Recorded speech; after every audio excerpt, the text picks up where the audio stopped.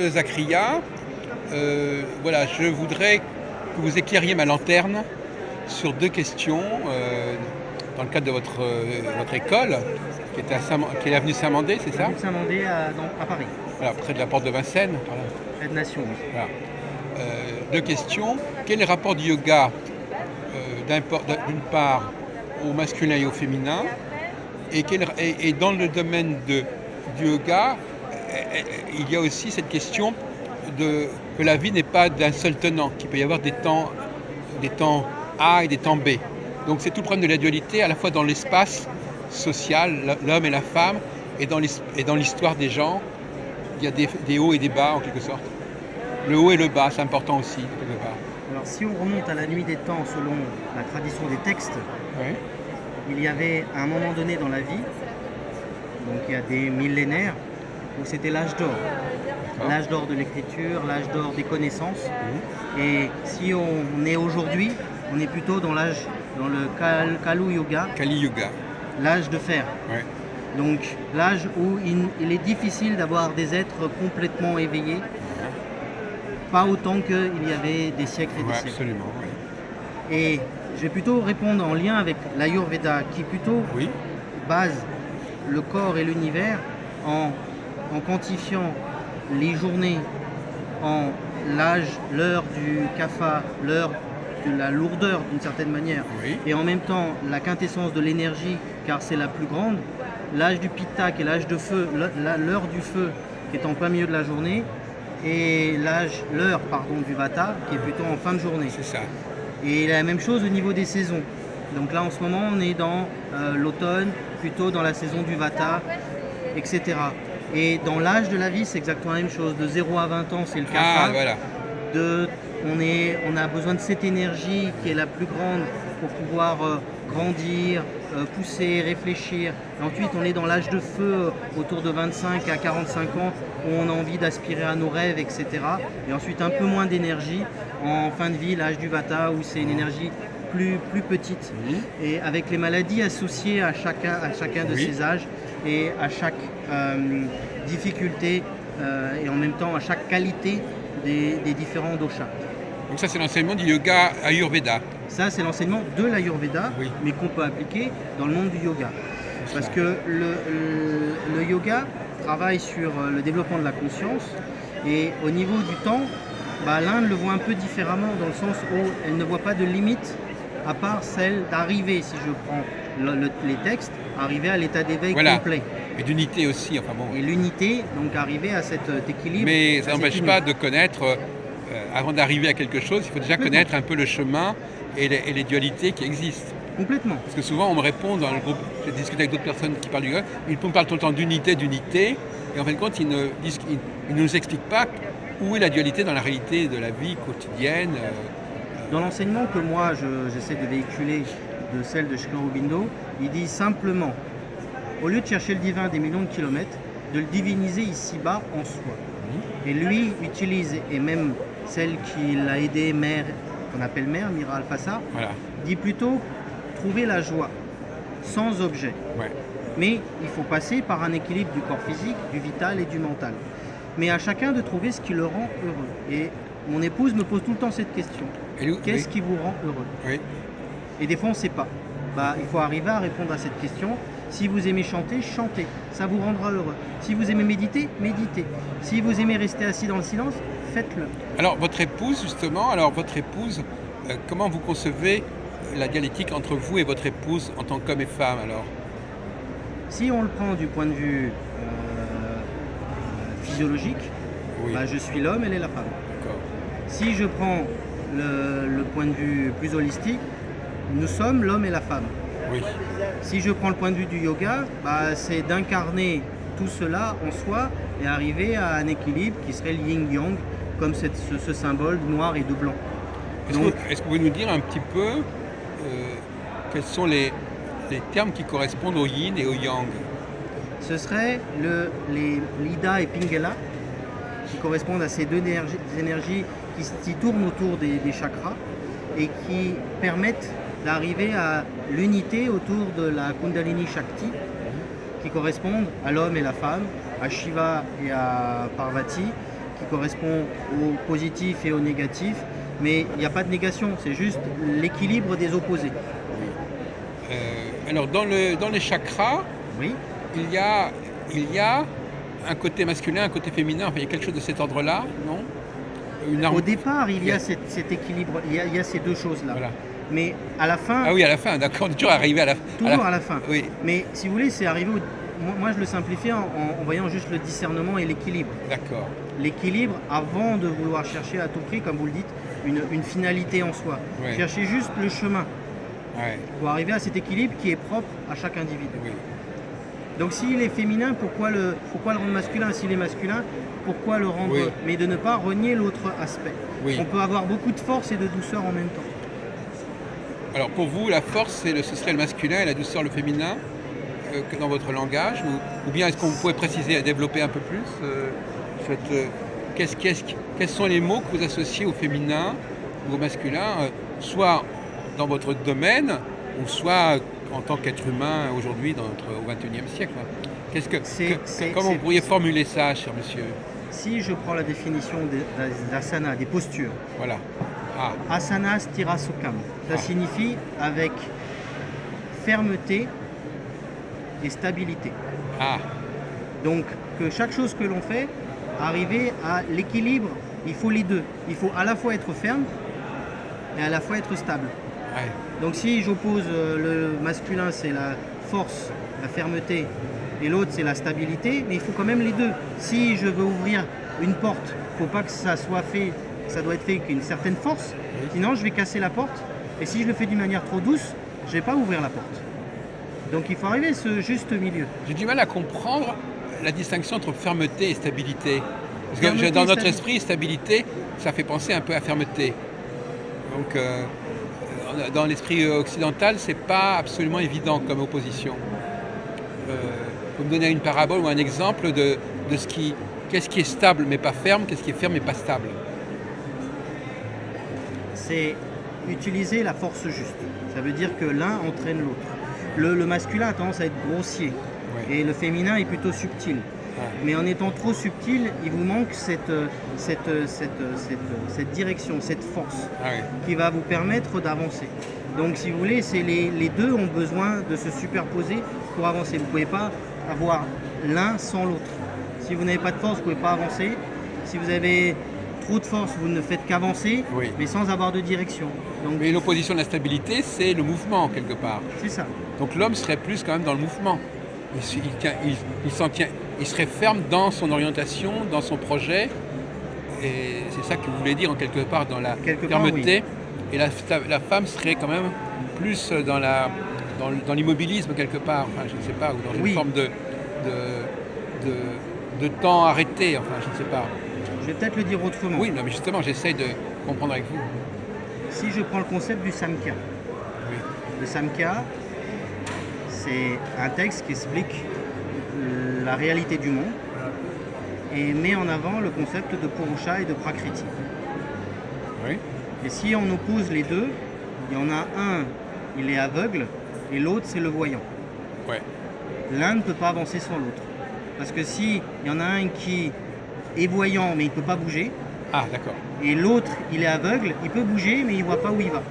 Oui, on dit, en français, on dit la fable de l'aveugle et du paralytique, je ne sais pas. quelque chose C'est ça, c'est le même principe.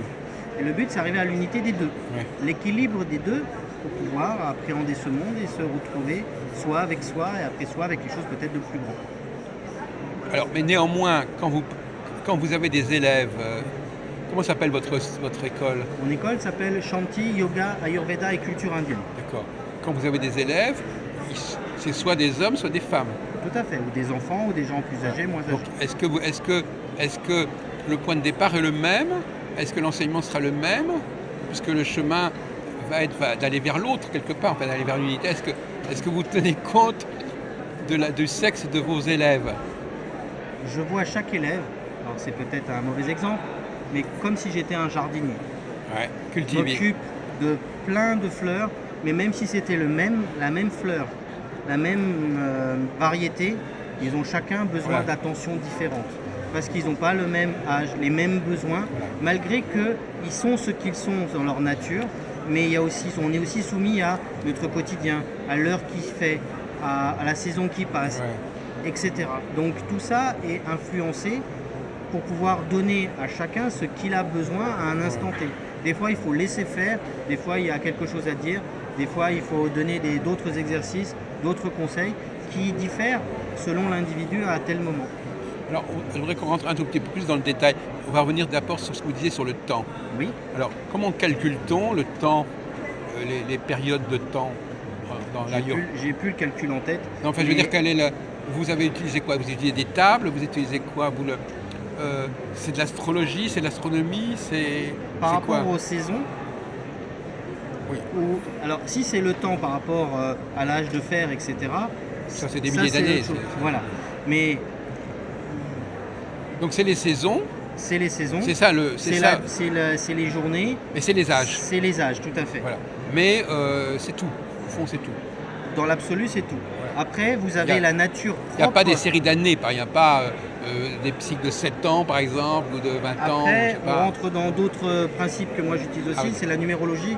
Ah. Par rapport à l'âge de la personne, si on prend la 2016, on est en année 9, il faudrait finir tout ce qu'on a fini, donc on est influencé par d'accord. tellement d'éléments. Mais ça ne fait pas partie de votre école, véritablement. Ça fait pas partie de mon école, mais ça fait partie de la numérologie qu'on utilise partout dans le monde. Ah oui, dont on d'accord. l'utilise aussi en Inde, Voilà. on l'utilise aussi en Ah, vous Ayurveda. l'avez utilisé. Complètement. Ah, Donc d'accord. l'astrologie védique utilise les lunes, Ah. mais utilise aussi les nombres Ah, je pour savais pas. pouvoir choisir Très à bien. quel moment vous devez vous marier, Oui. à quel moment vous devez Oui. construire une maison, à quel moment vous devez faire une cérémonie, de ne pas l'ouvrir n'importe Oui, quand, on il sait faut que c'est- décaler de 3 heures. Oui, tout Mon ça- maître s'est marié à 3h30 du matin parce Oui, on qu'il sait pensait que- que c'était propice à...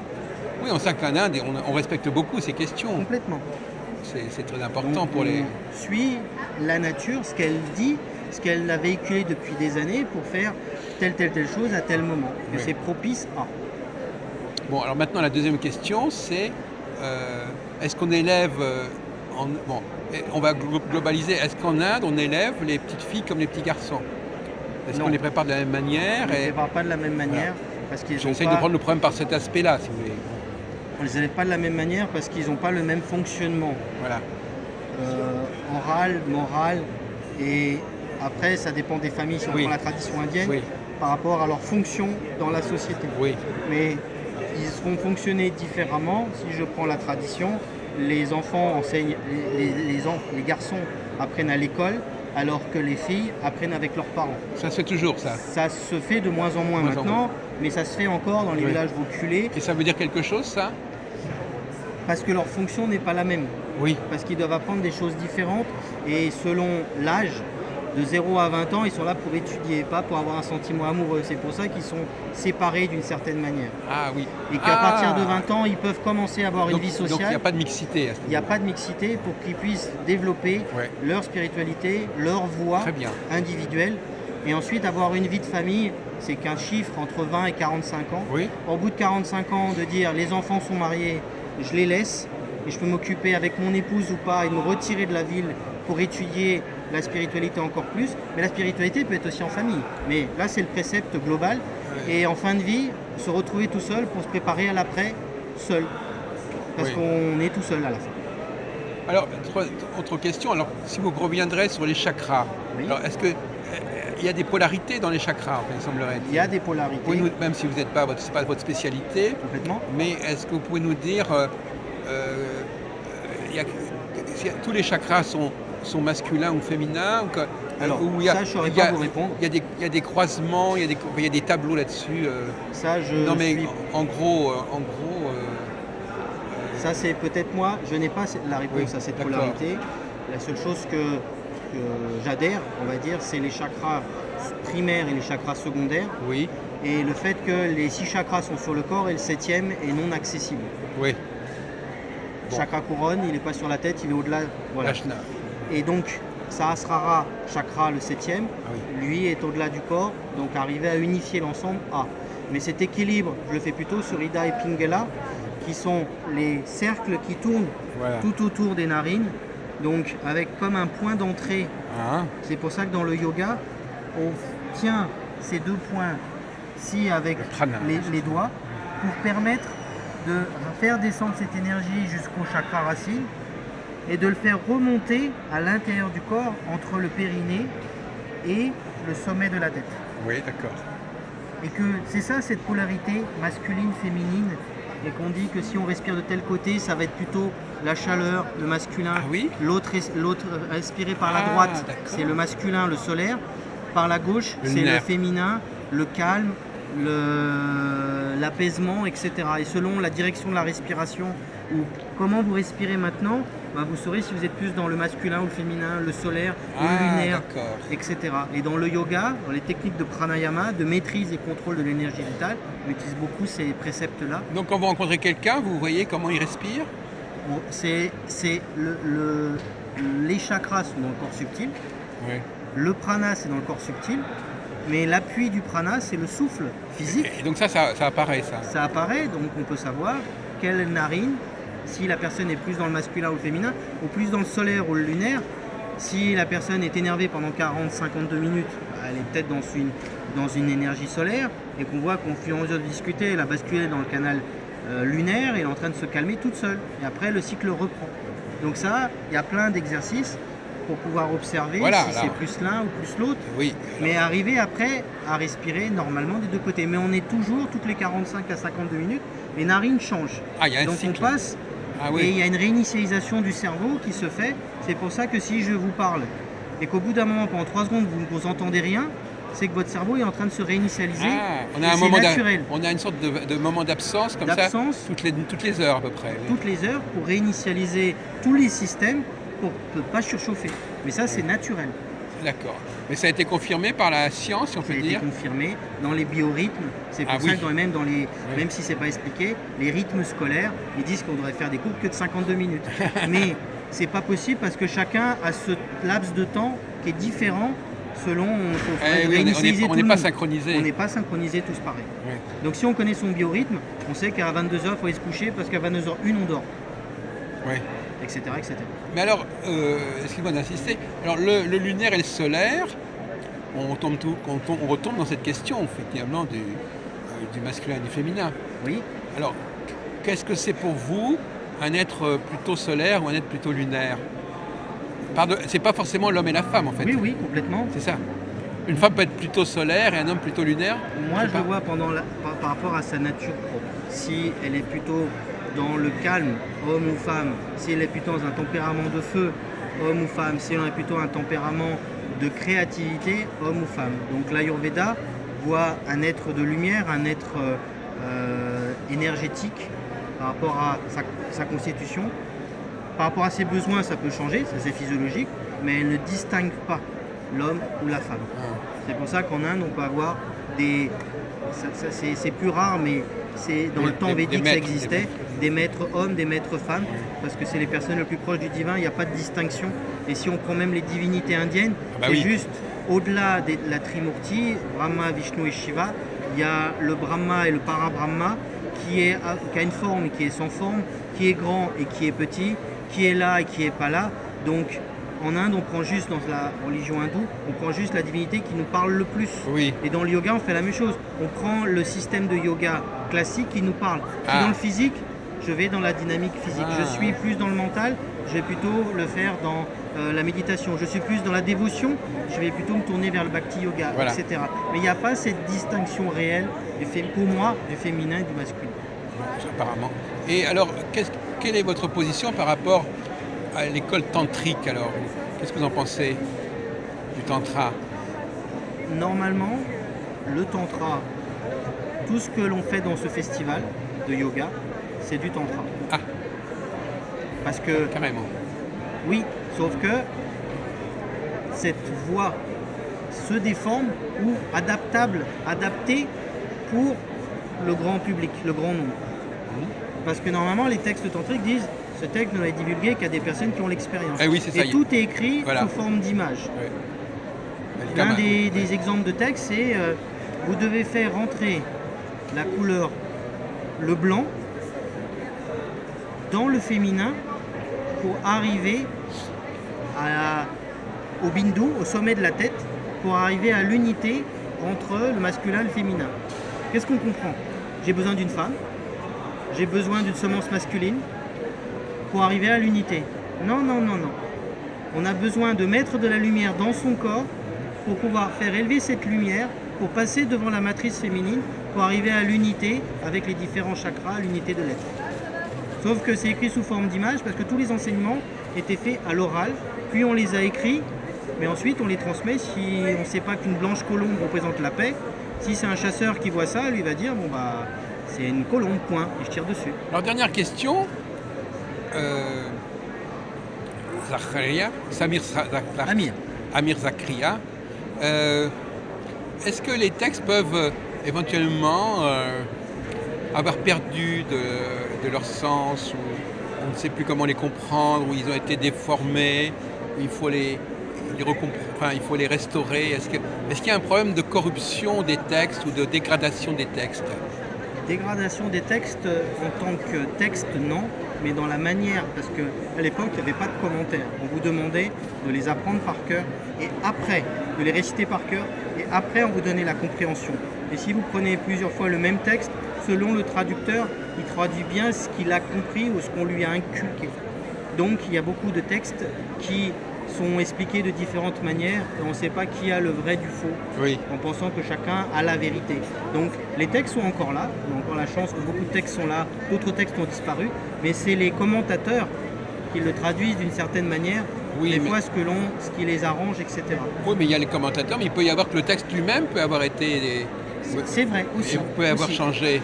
aussi, Il n'y a pas que le commentaire, ça peut être Aussi. plus en profondeur. complètement. Et donc, est-ce qu'il y a eu des réformateurs, des gens qui ont voulu... vous pouvez nous parler un peu de l'histoire du yoga. Est-ce qu'il y a eu des écoles différentes et des gens qui ont restauré l'ancien yoga, enfin, je sais pas. Ou est-ce qu'il y a des gens qui sont très dans la modernité, je ne sais pas. Est-ce que... Il y a vraiment de tout aujourd'hui. Ah oui. Il y a ceux qui ne s'intéressent qu'à la partie externe, ceux qui s'intéressent qu'à la partie interne, ceux qui suivent les textes, ceux qui suivent une lignée de pensée, ceux qui prennent un peu de tout ça. Donc il y a vraiment de tout. Maintenant, les textes de base, ce sont les Védas. Et à partir des textes des Védas, il y a d'autres textes qui sont apparus. Mais il n'y a pas de... Il y a pas de règles. Il y a des personnes qui suivent l'enseignement des siècles et des siècles, de lignée, mais je ne sais pas si c'est totalement respecté ou s'ils ont mis leur grain de sel, parce que je considère que l'Inde a absorbé toutes les cultures en disant trouvez la vérité et chaque vérité est bonne tant que vous arrivez à l'absolu. Donc même l'enseignement du Christ, en Inde on l'appelle Christ Upanishad. Upanishad signifiant au pied de, enseignement au pied du Christ. Donc si cela vous rend heureux et vous apporte la libération, allez-y. C'est pour ça que toute l'Inde, la culture, c'est de l'absorption. Le Taj Mahal, c'est ce qui est de meilleur entre l'islam et l'hindouisme. À Goa, c'est la culture portugaise et indienne. Donc tout s'est mixé, métissé en disant trouver la Ouais, libération ouais, c'est à travers les textes. Et alors, dans la mythologie indienne, la lune, enfin moi j'ai entendu dire ça, que la lune a plusieurs épouses ou quelque chose comme ça. Oui, Donc ce serait un élément masculin, la lune, ou pas? Enfin, comment vous comprenez? On Moi, dit je c'est une sorte de lune polygame qui a 28 épouses, il y en a une qu'il préfère, je sais pas quoi. Enfin, dans l'astrologie védique, il y a, si je ne me trompe pas, 21 lunes. Peut-être 28, mais... 28, oui. Et donc, c'est plutôt le côté féminin. Ouais. C'est tout ce que je peux dire. Non, mais Après, il y a une mythologie on voit la lune comme ayant l'époux, elle a 28 épouses. je n'ai pas la réponse. Vous connaissez pas cette... Non. Alors, donc vous ne connaissez pas, vous n'êtes pas vraiment, vous n'êtes pas dans l'astrologie finalement. Ah, c'est ça. Cela m'intéresse, mais Mais l'Ayurveda, c'est lié à la médecine quelque part. c'est... Ayurveda, c'est les sciences de la vie. Je crois que les médecins, moi j'ai connu un médecin de Bombay là on parle de la médecine ayurvédique, non? C'est pas comme C'est ça. ça. Mais l'Ayurveda, moi je le dis juste Ayurveda, mais on peut le voir de plusieurs manières. Science de la vie, science de se connaître, mais c'est utilisé en Inde comme médecine ayurvédique. Alors cette médecine ayurvédique, quel est son fonctionnement? Est-ce qu'on regarde le thème natal pour savoir quelles sont les maladies de la personne? Enfin, quel est le rapport entre la médecine et la question du temps au moment où il faut opérer ou le temps, la durée de la maladie, je ne sais pas quoi? Il y a, c'est un peu plus complexe que ça, il y a la prakriti, donc la nature propre de l'individu, et la vikruti. Si on prend le prakriti comme un soleil, la vikruti c'est les nuages, les brouillards qui sont devant. Donc on peut chercher, le but c'est de retrouver la nature propre, la nature normale de chaque individu. Absolument. Donc on enlève les brouillards. Quelqu'un Voilà. qui aurait mal à la tête, on essaye d'expérimenter, d'explorer pourquoi il a mal à la tête, qu'est-ce qu'il mange, comment il dort, quels sont les exercices, est-ce que vous levez tôt, est-ce que vous rêvez, est-ce que vous rêvez pas, est-ce que vous évacuez pas, pour que le brouillard disparaisse, pour retourner dans sa nature. Dans la norme. Dans la norme qui est propre à l'individu. C'est Enfin, pas la norme sociale, c'est la norme de sa propre nature qui est plus une dominante. Moi j'ai une dominante Pitta Kapha, Ah oui. Bah, ça c'est ma nature à moi, je ne peux pas être vous. C'est-à-dire que ce qui pourrait être normal pour vous ne serait pas l'autre. Ce qui serait anormal pour vous ne serait pas anormal pour un autre et inversement. C'est ça. Donc vous pouvez peut-être manger plus d'épices, plus de piments que moi. Oui. Mais vous n'allez pas avoir des troubles gastriques derrière. Alors que moi, à quantité égale, je vais avoir mal. Oui. Mais vous devez continuer à manger de la sorte pour rester en bonne santé. Eh oui. Moi, je ne dois pas en abuser parce que sinon, chaleur plus chaleur, ça fait un volcan. Oui. Donc tout dépend de quelle est votre nature propre et ça va vous amener à l'équilibre. Mais enfin, il n'y a pas un nombre infini de possibilités. Il y a 10 catégories. Ouais. D'un côté, il y a une infinité de possibilités parce que vous êtes unique. Ouais. Donc, ce que vous avez besoin, même si quelqu'un vous ressemble, il y a quand même des nuances. Oui. Mais il y a quand même, vous dites, 10 grands groupes. 10 grands groupes. Des grands groupes. Il faut apprendre Il faut apprendre et reconnaître, et reconnaître. identifier. Mais je dis souvent, si on faisait tout ça aux enfants, ou on peut le faire aussi en astrologie dès la naissance, vous pouvez orienter les enfants dans leur parcours pour dire cette personne-là qui a un tempérament de feu, il serait mieux commercial. Oui. Cette personne qui est créative serait mieux derrière, mais pas au front, pas. Alors que le Kapha qui est plutôt l'enracinement serait plutôt un bon président. Parce qu'il est décisionnaire, etc.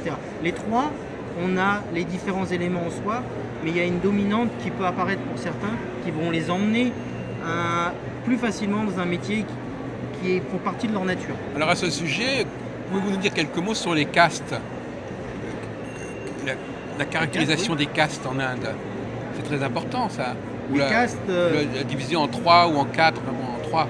les castes étaient différentes il y a des siècles, et aujourd'hui, ils sont encore présents et ils ne se mélangent pas. Donc, la caste des brahmines qui sont les érudits, la caste des guerriers, Kshatriya. les kshatriyas, les soudras sont les commerçants, et ensuite vous avez les hors-castes ou les intouchables. Il y a d'autres castes qui existent, etc. Ouais. Ils n'ont pas le droit de se mélanger les uns aux autres, ou il faut payer plus si vous voulez un mariage ou une union, Les dérogations. etc. Ça existe encore, même si ça a été aboli d'une certaine manière par Gandhi, mais c'est encore Ça perdure. présent, ça perdure, et ça crée beaucoup de problèmes parce que le pouvoir est gardé par les guerriers, les connaissances par les uns, les arts par les autres, et ça se mélange mal. Alors qu'avant, c'était plutôt l'un protégeait le savoir, l'un protégeait le peuple, et l'autre faisait les échanges, etc. Donc ça représentait le corps humain qui permet de créer une structure sociale équilibrée. Oui. Le corps social, oui. Corps ça. social équilibré. Mais ça s'est déformé complètement avec une barrière sociale, comme s'il y avait en France les nobles encore et le peuple, et il y a vraiment une séparation visible encore aujourd'hui. Mais d'une certaine manière, il y a aussi des castes, on appartient naturellement à certaines castes. C'est-à-dire que il y a des gens qui sont plus faits pour certaines choses que pour d'autres, quelque part. Oui, mais les castes au départ, c'était je suis brahmine, mon fils sera brahmine. Oui, mais il y a peut-être des choses qui se sont transmises génétiquement, je ne sais pas. Génétiquement, mais c'est comme pour tout le monde. Si un parent est dentiste, il dira que mon fils sera dentiste, mais Voilà. mon deuxième sera C'est dentiste. l'hérédité sociale. L'hérédité sociale, mais ça s'est perduré, et que peut-être dans cette recherche, dans cette quête de partage, il serait meilleur guerrier Oui, ou commerçant oui. que brahmine. N'empêche qu'il y a quand même cette typologie fondamentale. Il y a cette typologie, mais elle n'est pas équilibrée aujourd'hui. Et alors, est-ce qu'il y a un mot qu'on emploie pas mal dans certains cas, c'est le mot gunas. Oui, Il paraît qu'il y a 3 états de gunas, sattva ou je sais pas quoi, ouais. sattva, rajas et tamas. Et qu'on utilise en astrologie d'ailleurs pour... On utilise à la fois dans le yoga, dans l'astrologie, dans toute la culture indienne, parce que ça correspond à nos émotions, mais aussi on peut le transcrire dans l'alimentation, dans nos émotions, dans notre manière de faire, mais tout dépend de quoi on parle. Sattva, c'est la bonté, l'équilibre, tout ce qui est beau d'une certaine manière. Le rajas, c'est le mouvement, et le tamas, c'est l'inertie. Et donc, que ce soit le sattva ou le tamas, n'existe pas sans le rajas, parce que c'est lui qui met le mouvement dans un sens ou dans l'autre. Est-ce que vous allez vers manger correctement, vivre correctement, ou est-ce que vous allez manger n'importe quoi et mettre dans l'inertie, faire une dépression, etc. Mais de l'autre côté, si vous n'avez pas de tamas, vous ne pouvez pas vivre des expériences nouvelles comme cette interview, et ensuite aller dans le tamas pour vous poser et vous dire est-ce que j'ai bien dit les choses, est-ce que j'étais bien présentable ou pas, et retourner après de nouveau dans le mouvement, dans le sattva. Donc beaucoup disent il faut manger sattvique, il faut penser sattvique, mais ils pensent qu'il ne faut pas du tout être dans l'inertie. C'est pas l'inertie, c'est aussi stable, la stabilité. Si lui n'est pas là, les autres n'existent pas. Donc les trois sont utiles. Il faut des racines, il faut un mouvement ascendant et il faut des branches qui s'ouvrent à la lumière. Donc les trois sont utiles pour arriver à dépasser les 3 gunas, pour arriver à la bhukti, l'intelligence d'éveil, et ensuite à l'éveil. Donc on a besoin de cet étage-là. Alors pour terminer, vous voulez peut-être dire quelques mots sur ce que vous proposez comme enseignement, mais enfin assez rapidement. Donc le centre à laquelle mon épouse et moi travaillons s'appelle Shanti Yoga, Ayurveda et Culture Indienne, et on a le but de promouvoir les arts classiques indiens à travers les cours de yoga, les formations pour enseigner le yoga, les formations en Ayurveda et tout ce qui peut être lié à la culture indienne classique, que ce soit par des ateliers, des cours, des stages, des rencontres, des conférences. Merci. D'accord, merci beaucoup, c'est moi. Merci beaucoup.